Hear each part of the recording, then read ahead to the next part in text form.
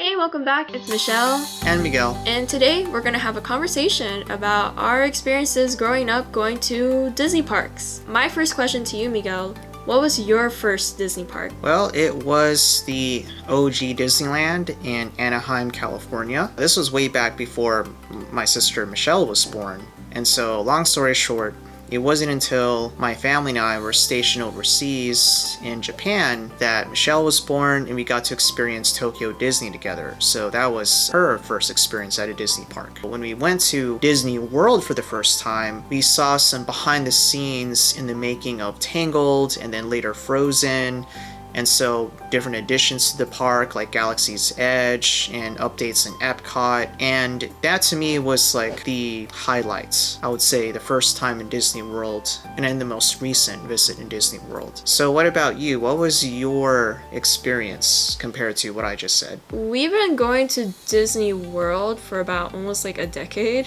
And actually, it didn't occur to me how much of a push Disney World or the Disney company itself was trying to push its parks all around the world. I think we watched a behind the scenes like documentary of, the CEOs who basically wanted to change the parks, adjusting to what the changes were happening in the world. I could say that after watching this documentary, now a lot of things started to make sense to me. When I first remembered like Disney World, not so many changes compared to maybe your first time when you were like 4, based on the movies that were coming out. Before that, it was just kind of like your regular park where based on like the 90s films. Or I remember in Hollywood Studios, they used to have the Honey, I Shrunk the Kids park. Oh, that's playground. right. Okay. Yeah. Speaking of, each park was going through its transition from having these very outdated attractions and entertainment to now the cool thing, like when you're going to the parks over the years, I guess for us, I'm more open-minded to like changes, so it's a nice appreciation of what used to be, but also like, yes, please go for a change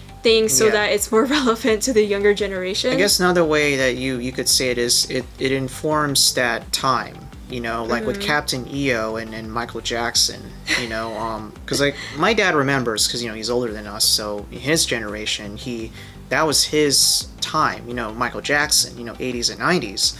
And so when I first heard of that ride, and then it was actually the same year that they were going to close it down, which would have been my first time seeing it. So we try to take advantage of that. I have to say I'm quite impressed, just being someone who can appreciate the 80s or 90s, I suppose. It was actually kind of cool.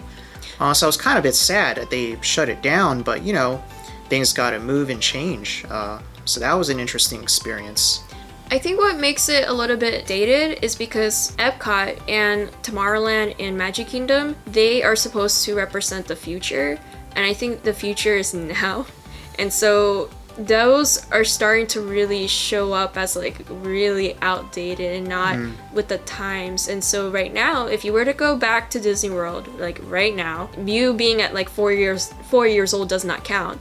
There is a lot of like additional changes and renovations to mostly Epcot. I think Magic Kingdom is still in the works with Tomorrowland, but I don't think they're going to take away a lot of stuff there, because sometimes it can be a little bit classic. But other than that, Epcot is probably the most outdated out of all the parks, just because like it promotes itself to be futuristic, but now it's more going towards like world minded, because Epcot has both like the World Showcase and Living for Tomorrow, whatever. So I think other than that, my impression of Disney has not changed much, other than like just appreciating the new things that they're adding to the parks to make our experiences different every time we go there. Now, I actually visited Disneyland. It was only for one day too, and I only went to one park, so it's not fair for me to compare just yet, but I was actually very genuinely surprised how quick I can get around Disneyland. I think which one is the one that has the Pixar Pier in it?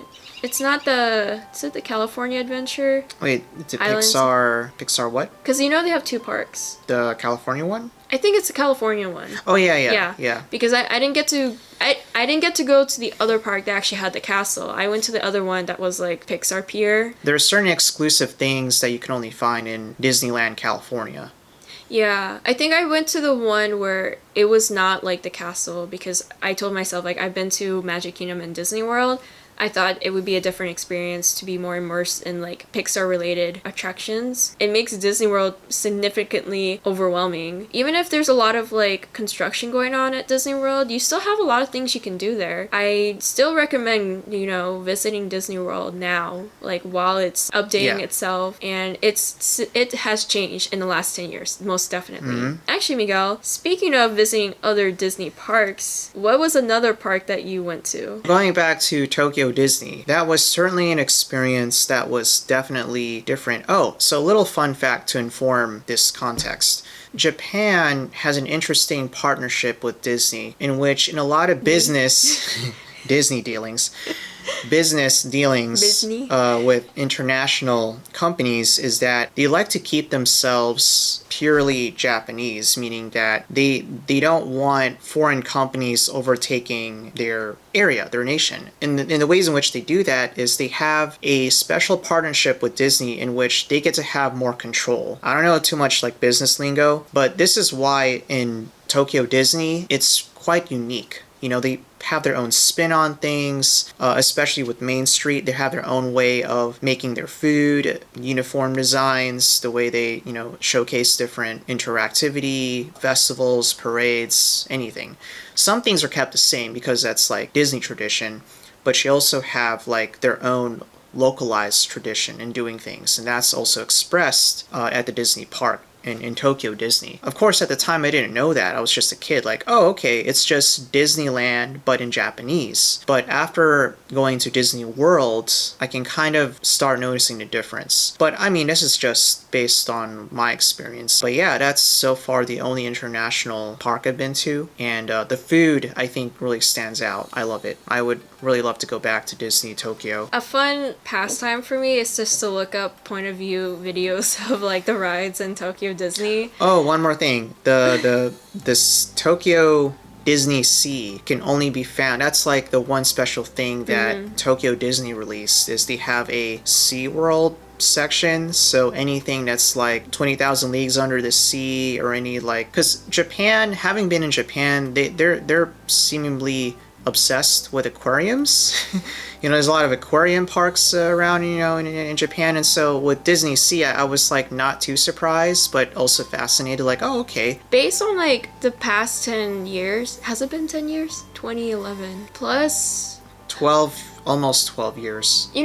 Actually, minus maybe 3 years, we've technically been going to Disney World, at least a Disney park, 25 years. Like, yeah. If you think about it. There's a big gap in between, but yeah. Yeah. Do you think Disney is going in the right direction in expanding the parks around the world, or, just fixing itself up within? Knowing from what I know from experience, as a sort of a side note, we've been into other parks in Japan, by the way, that try to mimic Disney. So that's also another interesting thing. And I mentioned that because it goes to show how unique Disney is and successful they are. So successful that other parks would try to imitate them. Some parks are focused on rides, some parks are focused on festivals, smaller state fair type parks. But parks that would be in direct competition with Disney would be the kind of parks that are trying to provide rides and a bit of thrill, but also showcasing culture, showcasing the arts. And that's what made Disney successful, is because it's the whole package. It isn't just about the food, it isn't just about the rides, it's everything. To kind of keep this sort of relevant in today, I think Disney has tried its best in really accommodating what's been going on during the pandemic. I do like to disclose that actually I feel like Disney is a little money grabbing at the same time, and it wasn't really like that before. And I could say that because we recently went to Disney World like this year, and it really has changed like in terms of how they address like safety measures and stuff, and I think the magic really does go away. Honestly, sometimes half of the experience is the people that you're being surrounded by, like at the parks. Like the crowds really make that have the experience. And unfortunately, I think the crowds that are have going now, like you just have like a lot of very, not like entitlement, but just people who Just don't... terrible people. Just say it as it is. Okay. Just I was trying to be, people. I was trying to be Terrible, horrific people. I was trying to be at the nice park. about it. Right now, hopefully Disney can keep its magic going, but the mixture of frustrated people and then not having more magical things happening, like the free transportation from the airport, like that's already Right. taken away. That's been monetized, yeah. Yeah, like things have been, yeah, like you said, a lot of stuff has been monetized now, so it's an interesting time, and I think Disney has tried its best. I mean, maybe it could do better, who knows? Well, my theory is that it all has to do with the CEO. You know, I always look at things, the way things happen is because of top down. And so because we had a not so great CEO compared to the previous ones, they're having a lot of mishaps, I should say. And monetization is unsurprisingly one of them. And we're not the only ones that notice this. Check out any other video that talks about this. There are a lot of things that used to be free that are no longer free. Some things I don't really care, but a lot of things like, hey, that's not cool. Like, why is this being monetized this time when we're already paying for a lot of other things? To wrap this up, I think we've been really fortunate to get to experience Disney and growing up with Disney. And so we really do recommend, I think the best time to go is now, like Yeah, before the money before really it gets worse. Yeah, so I think with your mindset, it really does help a lot. If you're someone that's very anxious about big trips at Disney, like Just plan ahead. Like Just we try said, to plan it's not a vacation, it's an adventure, literally. Yeah. So anyway, hope you guys stick around for our thoughts on Disney, and we got plenty more coming up soon. So we'll see you guys around. Bye. Bye.